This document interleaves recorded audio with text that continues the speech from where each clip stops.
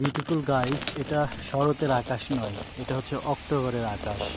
সকালবেলা যখন বাসা থেকে বের হই তখন রোদ ছিল, বের হতে না হতেই বৃষ্টি শুরু হয়ে গেল। অফিসে যেতে হবে, যার জন্য যাত্রী ছাউনির নিচে দাঁড়ালাম।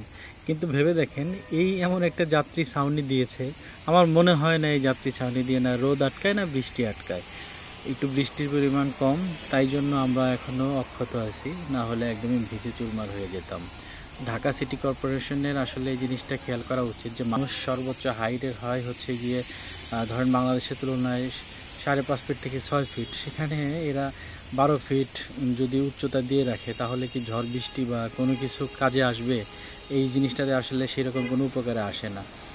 আর রাস্তাঘাট ময়লা, এই জিনিসটা আসলে খুবই দুঃখজনক। আমাদের বাংলাদেশের প্রেক্ষাপটে অনেক ব্যাড প্র্যাকটিস চলে, তার মধ্যে একটা হচ্ছে আমরা যে কোনো ধরনের ময়লা যেখানে সেখানে ফেলে দিই। আর উল্টো দিক দিয়ে গাড়ি ঘোড়া চলা তো এই দেশের ফ্যাশন হয়ে গিয়েছে, নিয়ম নীতির তোয়াক্কা কেউ করে না।